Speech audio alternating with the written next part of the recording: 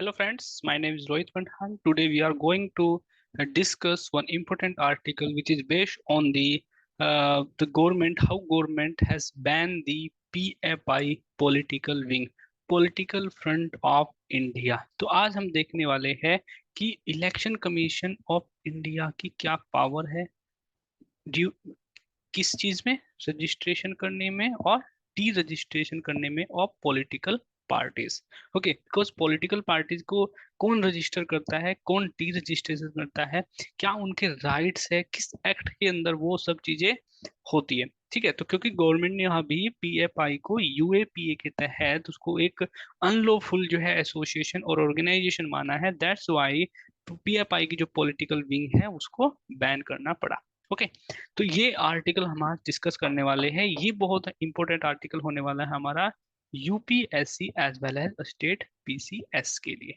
ठीक है, तो इन अपकमिंग जो हमारा 2023 का जो पीटी एग्जाम आएगा उसके लिए और as well as mains exam के लिए बहुत इंपॉर्टेंट होने वाला है। ओके, तो आओ डिस्कस करते हैं। तो सबसे पहले ये आर्टिकल द हिंदू में भी बना हुआ था कि election commission of India awaits law ministry not to deregister inactive parties. तो आज हम डिस्कस करने वाले हैं registration of the political parties. अगर हम रजिस्ट्रेशन की बात करते हैं पॉलिटिकल पार्टीज की, तो इंडिया में जो भी चीजें पॉलिटिकल पार्टीज से रिलेटेड होती है या फिर एमपी एमएलए से रिलेटेड होती है वो सब गवर्न की जाती है रिप्रेजेंटेशन ऑफ पीपल एक्ट 1951 के थ्रू। तो इलेक्शन कमीशन ऑफ इंडिया की अगर हम बात करें, ये एक क्या है, कॉन्स्टिट्यूशनल बॉडी है। This is a constitutional body. Okay, और ये जो पावर ड्राइव करती है कॉन्स्टिट्यूशन से, और इसके लिए आर्टिकल दिया हुआ है 324। तो 324 में इसके पास रेस्पॉन्सिबिलिटी है कि ये फ्री एंड फेयर इलेक्शन कराए, फ्री एंड फेयर इलेक्शन कराए। तो इसकी ऑटोनॉमी और सब चीजें जो है इस एक्ट, पूरे कॉन्स्टिट्यूशन में एक्ट के दौरान दी गई, जैसे 324, 325, 326, 327, 328। ओके, तो these are the act which govern the election commission of India, उसकी फंक्शनिंग के बारे में। बट अब उसके पास क्या है, जो पावर्स उसको दी गई है कि वो क्या क्या काम कर सकता है, जो डिफाइन की गई। तो representation of people act define these these power expressly. हम ये कहेंगे कि इनको एक प्रोसीजर्स देता है, उसको डिफाइन करते हैं। ठीक है, तो कोई भी पार्टीज अगर हम बात करते हैं, सबसे पहले हम एसोसिएशन की बात करते हैं। अगर हम एसोसिएशन की बात करें तो हमें पता है कि इंडिया में फंडामेंटल राइट है। ओके, फंडामेंटल राइट है किसी भी एसोसिएशन का।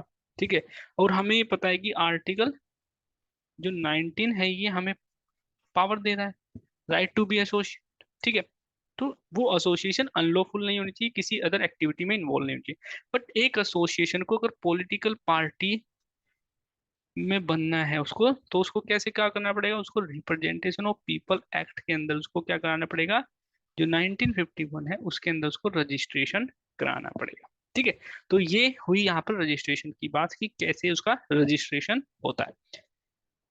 नव अब हम डिस्कस करेंगे कि पावर ऑफ डी रजिस्ट्रेशन क्या, जो can election commission of India D register political party. Okay, तो क्या डी रजिस्टर कर सकता है, ये क्वेश्चन आ सकता है, ये स्टेटमेंट। तो इस स्टेटमेंट का फैक्ट हमें पता होना चाहिए। तो अगर पार्टी की बात करें, can only be deregistration if it's registration was obtain. तो इलेक्शन कमीशन ऑफ इंडिया क्या कर सकता है, इलेक्शन कमीशन ऑफ इंडिया के पास खाली क्या है, जो सेंट्रल गवर्नमेंट है, जो सेंट्रल गवर्नमेंट है उसको क्या कर सकता है, नोटिफाई कर सकता है कि ये पॉलिटिकल जो पार्टीज है बेसिकली ये क्या है, इनएक्टिव है बहुत टाइम से। तो आप इनको क्या कर दीजिए, डी रजिस्ट्रेशन कर दीजिए। तो इलेक्शन कमीशन ऑफ इंडिया किन केसेस में डी रजिस्ट्रेशन कर सकता है पॉलिटिकल पार्टी को, तो ये सुप्रीम कोर्ट की रूलिंग है। तो सुप्रीम कोर्ट की रूलिंग है, उसमें हम डिस्कस करेंगे कि क्या अगर किसी पॉलिटिकल पार्टी ने कोई भी रजिस्ट्रेशन फ्रॉड तरीके से कराया है, अगर वो फ्रॉड तरीके से कराया तो वो रजिस्ट्रेशन कर सकता है। या फिर सेंट्रल गवर्नमेंट ने किसी भी उसको अनलॉफुल कर दिया है पार्टीज को ना, जैसे यूएपीए के थ्रू अभी जो पॉलिटिकल जो फ्रंट ऑफ इंडिया है, इसको भी यूएपीए के, तो अब इलेक्शन कमीशन ऑफ इंडिया उसको क्या कर सकता है, डी रजिस्टर कर सकता है। इलेक्शन कमीशन ऑफ इंडिया अपने आप से उसको डी नहीं कर सकता।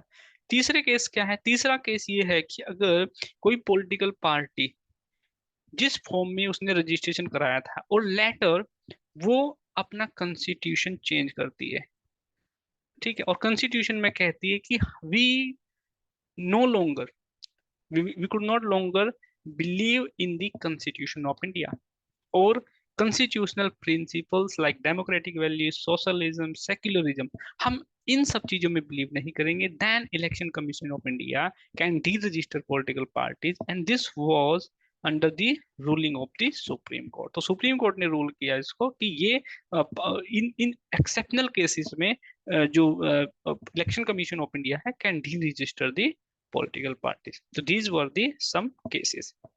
Now challenge for from the registered but unrecognized political parties. अगर हम चैलेंज की बात करें तो बहुत सारे चैलेंजेस है, लाइक सबसे पहले मनी लॉन्ड्रिंग का चैलेंजेस है, क्योंकि मोस्ट ऑफ द जो पार्टीज है वो मनी लॉन्ड्रिंग एक्टिविटी में इन्वॉल्व है। जो रजिस्ट्रेशन तो हुआ है जिनका, बट वो चुनाव में कोई नहीं लड़ती, कोई भी किसी भी तरीके के इलेक्शन में एक्टिव नहीं है, बट क्या कर रही है कि वो, क्योंकि हर पॉलिटिकल पार्टी को हम पता है कि वो इनकम टैक्स जो एक्ट है 1961 के थ्रू, उसके थ्रू छूट मिलती है उसको, टैक्स एग्जेम्पशन है, टैक्स एग्जेम्पशन है।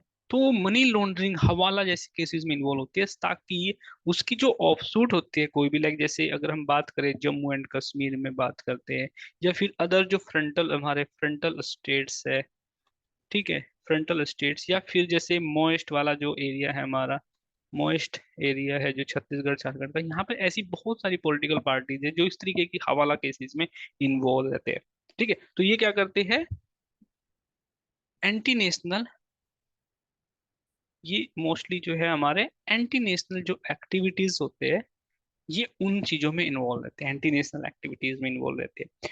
अब ये चैलेंजेस एक बना हुआ है मनी लॉन्ड्रिंग का।